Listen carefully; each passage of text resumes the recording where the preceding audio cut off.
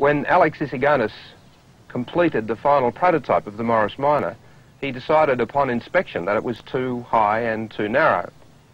Rather than rushing back to the drawing board, he had the car cut in half, lengthwise, down the middle, and then moved the two halves apart until he was more happy with the proportions. The car was completed and built in this fashion and remained in production for 23 years. It was typical of the man that he should have fixed that sort of problem in such a practical fashion. When he was asked with a later car why such voluminous pockets in the door, he had another typical answer. They're proportioned to hold exactly the right mixture for the perfect martini. 27 bottles of gin and 1 bottle of vermouth.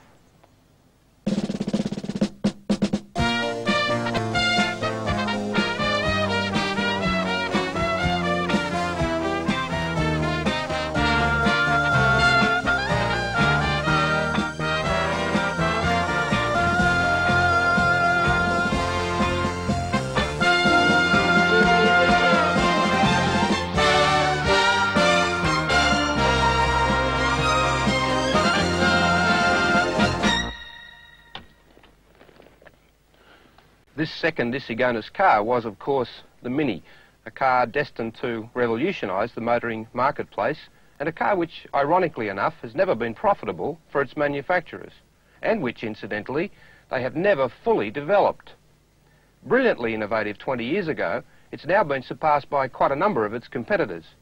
What made it so innovative was that it was a car conceived, designed and built with people in mind, not a car for engineers and service stations and panel beaters.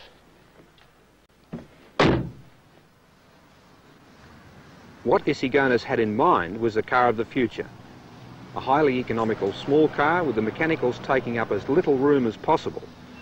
What he achieved was that those mechanicals took up only 20% of the total space. Everybody knows how he did it. He turned the engine around sideways and powered the front wheels direct. By doing so, he produced a car that was incredible fun to drive.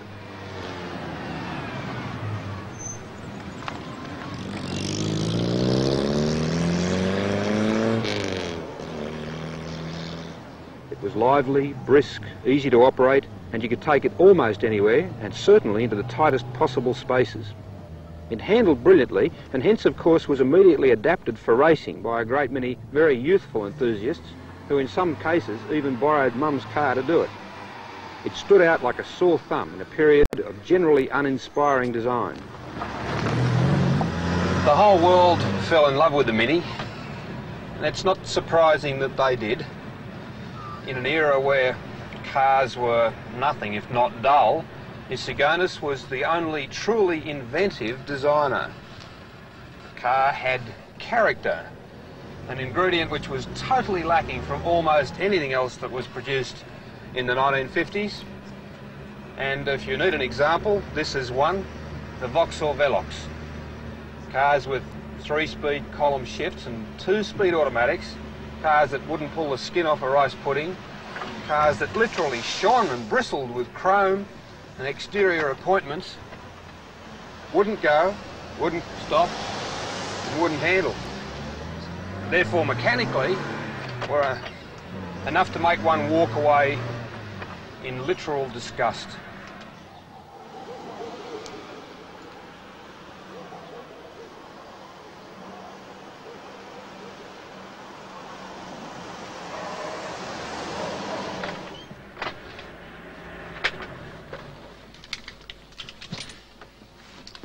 The reason that cars had become so dull and characterless was simply that their original creators were long gone, and their companies were now run by lawyers and accountants and salesmen and businessmen, men for whom the car was not really a part of the soul, in fact nothing more than another profit symbol, people for whom exterior styling changes were much more important than any sort of mechanical innovation. Isigonis was a member of an older tradition. The tradition of André Citroën. Can you imagine chrome all over his cars?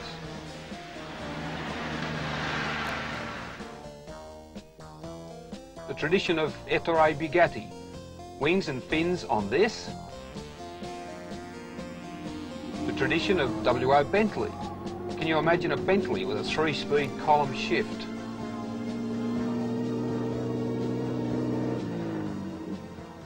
And that was one of the chief reasons why the Mini took off. It had been designed in precisely that tradition, and it came at exactly the right moment, when the post-war generation was growing up and all the greyness of the 50s were being swept away by the 60s with their super connotations of fun. The Mini itself gave the lead to a number of other vehicles, the 1100, the 1500, the 1800, and then subsequently Renault, Peugeot, Volkswagen and Honda. And that front-wheel drive, front-engine concept has been a steadily developing market ever since. Oddly enough, as the front-engine, front-wheel drive concept was taking off for road machinery, precisely the reverse was happening with racing cars. In 1959, the Australian driver Jack Brabham won the World Formula One Championship in a car exactly like this, rear-engined and rear-wheel driven. The car, of course, is the Cooper Climax, and it derived from those tiny motorcycle engine machines that Charles, the father, and John, the son, Cooper, built almost immediately after the Second World War, when there was practically no racing cars about. They became the basis for a number of top drivers' careers, not the least of whom was the great Stirling Moss. In the early part of the 1950s, Charles and John Cooper built some front-engine racing cars, but at the instigation of Jack Brabham, they went back into rear-engine cars with bigger engines, firstly with Bristol engines and then later on with Coventry Climax engines, which eventually resulted in a series of 1.5 litre, 2 litre and finally 2.5 litre Cooper Climax cars, which won for Coopers the World Championship for 2 consecutive years, and also, of course, for Australia's own Jack Brabham. And they certainly changed the pattern of Formula racing for many years to come.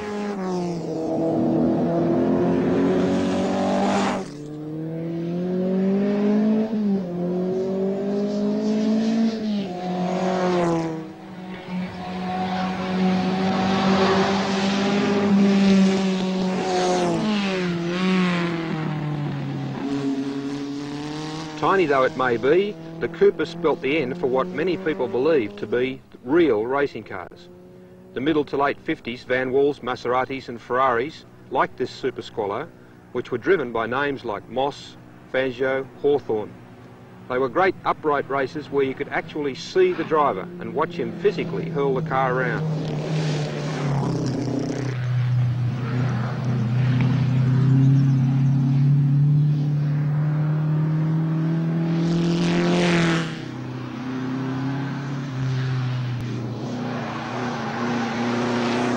By the end of the 50s, these marvellous machines had become no more than collector's items, and the 1960s brought new names like Lotus and McLaren, and new drivers like Clark, Hill and Stewart.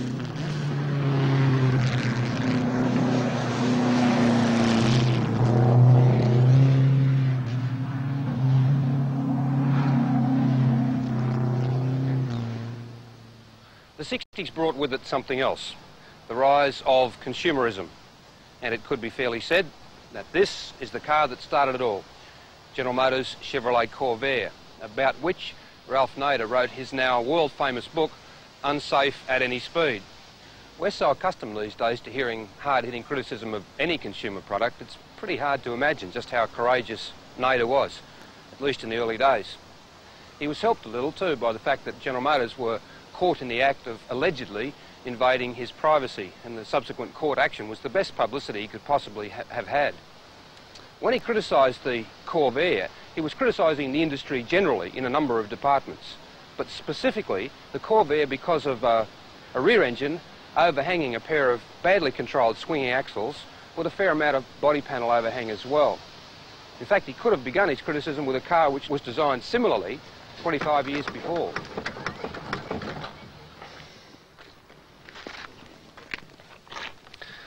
The car, of course, was the Volkswagen. And the problem is that when the suspension is on full droop, as you can clearly see, the wheels tuck under too far.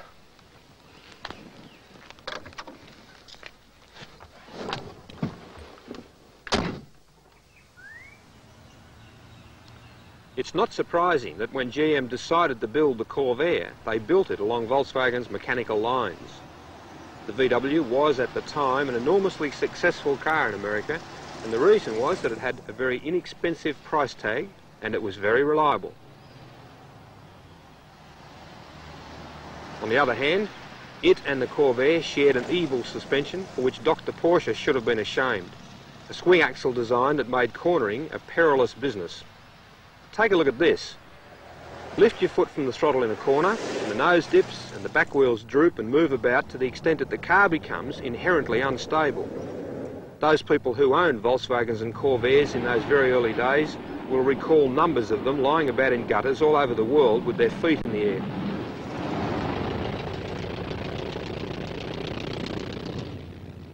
I suspect Nader picked the Corvair for his attack because as a home product it would have more impact than attacking a foreign car, and because GM was the biggest target in the world.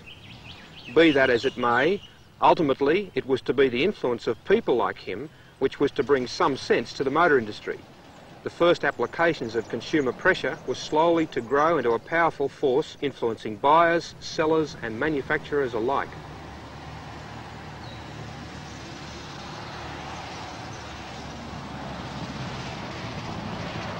I guess it's fair to say that the modern motor industry has just about had to have its corporate arm literally ripped off before it'll make any change to a car that is not guaranteed to bring it an immediate return for its investment. One can understand that. If you make 1 million cars and you want to make it one $10 change, you have to outlay $10 million before you get a penny of it back. That doesn't excuse their lack of innovative technology, but it does help to explain it. For whatever the reason, it rarely seems to be the giant automobile manufacturers who involve themselves with the really innovative changes in the automobile. This is particularly so when one considers major innovative developments, like the one introduced in 1964 with the NSU Spider. This was the first time that Felix Wankel's rotary engine had been used in a production vehicle, and although that very first rotary had some problems, ultimately it was the Japanese licensees Mazda who developed the rotary engine and ultimately came up with what probably is the end of the line for the rotary engine. The rotary engine has two distinct advantages over a normal internal combustion engine.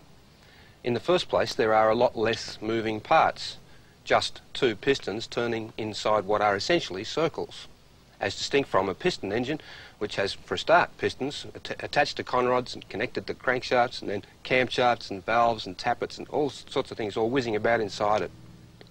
The second point has to do with the transfer of power. In a piston engine, it's necessary to transfer this sort of up and down motion power into a crankshaft and then into a flywheel and then back through the transmission. With a rotary engine, since it is going that way, the power is transferred directly and more efficiently. It's already rotating.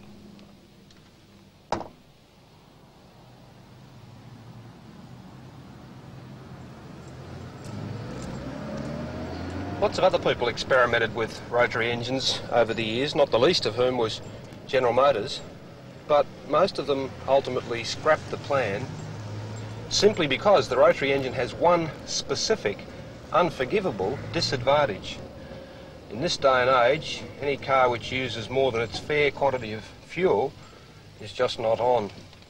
And that fact in itself is quite likely to kill the rotary engine, which is a pity. In the first place, it was the first really new radical design of an engine that had come out for years, and it would have been nice to see it succeed right across the board. But in the second place, it's a very effective engine in all other ways. It's very smooth because there's no up and down thumping movement in the engine itself, and it provides extremely good power, and particularly on a power to engine capacity basis. It really is a very spirited performer, as anybody who's ever owned a car with a rotary engine will know, and it probably deserves a longer life than it's going to have.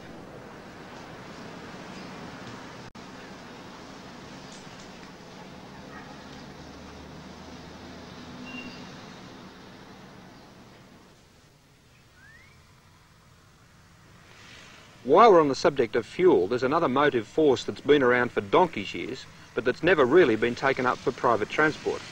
This Toyota Land Cruiser is powered by a diesel engine.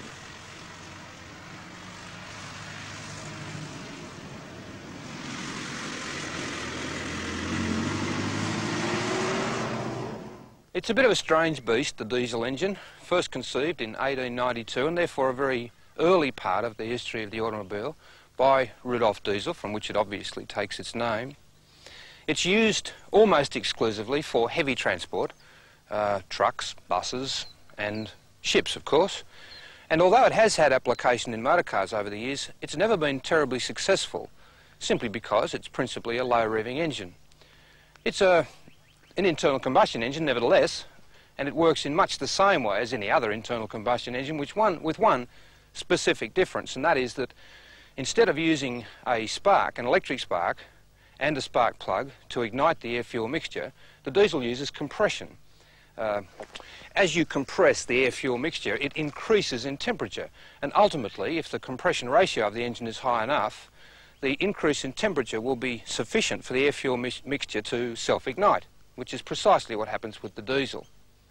Now, in that sense, it has some specific advantages over a petrol engine, and particularly in terms of pollutants, because it doesn't have a high hydrocarbon content in the exhaust emission. That's about all it doesn't have, as it happens. If you've ever visited a place like Singapore or Hong Kong where they have a great many diesel taxi cabs, you'll know that it smells to high heaven. So it has some disadvantages as well. And its other very slight advantage is that it helps us, to a certain extent at least, to conserve our natural resources. Petrol uses a great deal of crude oil because it is so highly refined, but distillate is much less highly refined and therefore doesn't require so much product. It's a very doubtful advantage, however, because we're still using our natural resources like they're going out of style.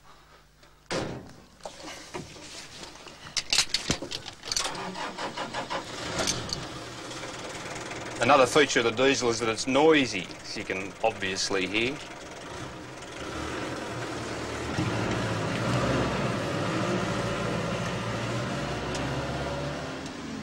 There isn't any doubt that diesel engines have some advantages for some types of vehicles. That's unquestioned, obviously. Otherwise they wouldn't be used so extensively in trucks, buses and ships and things like that. The principal advantage in that sense is that they develop a great deal of torque at very low engine revs and therefore are long-wearing and very powerful for vehicles that don't need to go very quickly. They are very strong engines by the nature of their design and their dependence on very high compression. They need to have very well constructed engine blocks and pistons, and anything that big can't be expected to rev terribly quickly. But their disadvantage for cars, and in fact anything that's used regularly on ordinary highway systems, is simply that they are slow and that they take a long time to get any sort of reasonable acceleration from. And although they're quite acceptable once you get them up to road speeds, the amount of time it takes to get there is just a little disillusioning. Now this also means that in any situation where you require rapid acceleration for an emergency, the diesel is quite unsatisfactory. Toyota built this Land Cruiser with either a 6-cylinder petrol engine or the 4-cylinder diesel. If you were going to use this sort of vehicle almost exclusively off-road in paddocks or in the outback, in any fashion at all, or simply for using it in very rugged country, then the diesel would be almost entirely satisfactory. But if it was your intention to use something like a Toyota Land Cruiser or a 4-wheel drive vehicle for highway operation, then the diesel would be unsatisfactory.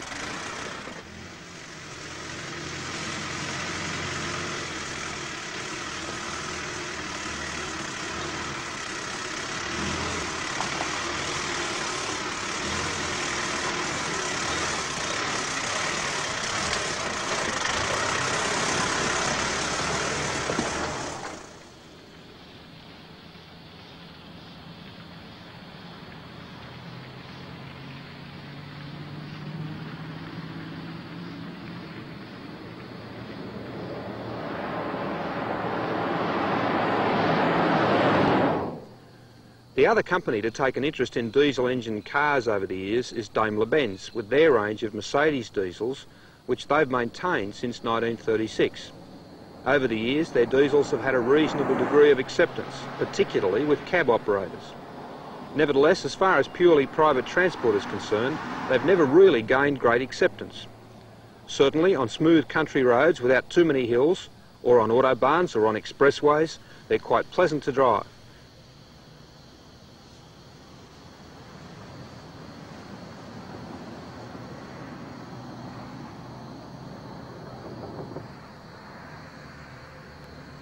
But when it comes to mountain climbing, the diesel shows its real disadvantages. With a car of this size, a diesel engine has a bit of a problem. It's slow revving, it doesn't respond quickly to the requirements of almost instant power for coming up hills, and therefore just gently and fairly sluggishly lugs away.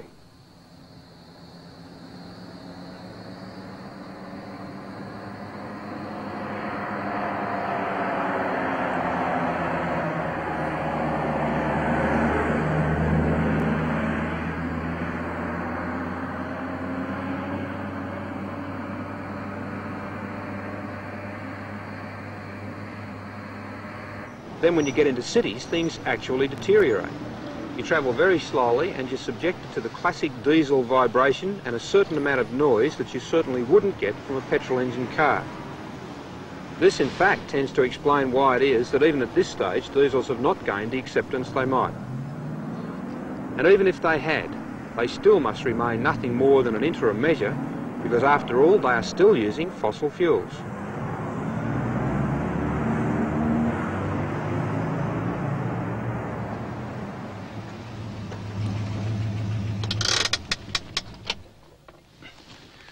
Although the fuel crisis of 1956 had sounded a warning, by and large in the 60s no one was yet too interested in fuel conservation, and the petrol engine remained supreme. In fact, in America it grew as it had never grown before. In the first half of the decade, the so-called power race began in earnest, with engines growing almost monthly, from 4 to 5 to 6, and finally to 7 litres and even larger. This is the Ford Mustang, a great success story of the period, and it began life with a 3.3 litre 6-cylinder engine and finally was ultimately optioned up to 5.7 litre V8. Even further, there were developments of that engine to produce the Shelby Mustangs, which gave 300 horsepower and better.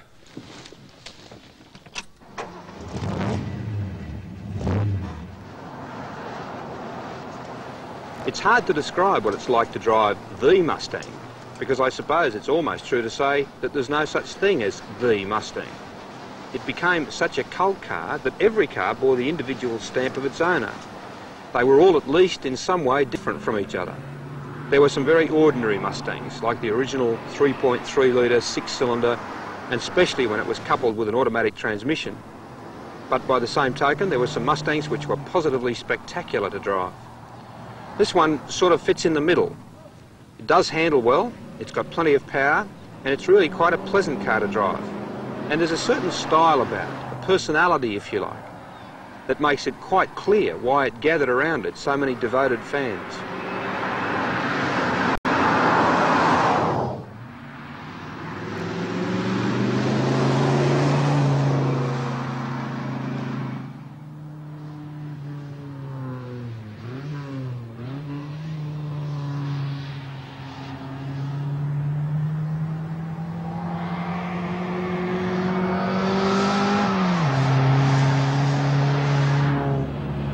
In England, the power race took on an entirely different form.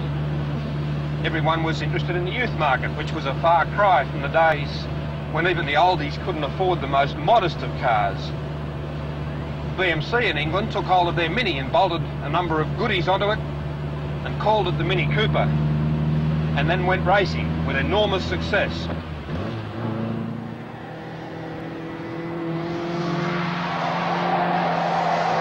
Not in the least surprising that it was a successful racing car. The little Mini was always a good handler. By the time they'd added a 1275cc engine, a set of disc brakes up front, in some cases a close ratio gearbox and some fat wheels, it really did turn heads. It was a very fast little car indeed, and it won races like it was going out of style. Principally because it had good power, but what it was coupled to was an absolutely superb handling box. It became known as the Brick, in fact. It was really good at going around corners very fast indeed. The Mini found its way into races and rallies all around the world, and it was driven by some of the world's top drivers. All of them drove it because they wanted to drive it. It was such good fun to drive fast. It required a special sort of technique, being a front-wheel drive car, but once you got used to that sort of technique, it really was an amazing car to drive quickly. And even now, still a lot of fun.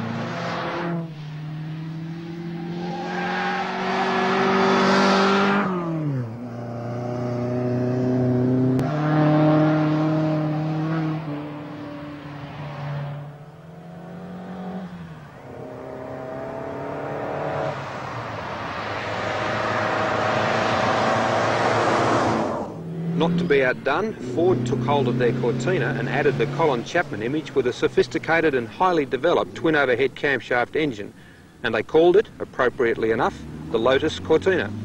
Another winner, especially with Jim Clark at the wheel. For a period of time, Lotus Cortina dominated all forms of touring car motorsport right around the world. So good were they. The 1.6 litre twin cam engine in the Lotus Cortina gave plenty of horsepower in normal tune, but the point was that it was developable to give around 160 horsepower. And when that was done, the car was capable of quite magical things. And magic was the name of the game. The 60s were the swinging years, the years of the Beatles and the Rolling Stones, the years of miniskirts and maxi engines, and if there was a kind of motoring madness in the air at the time, typically of the 60s, no one minded. They were all having much too good a time.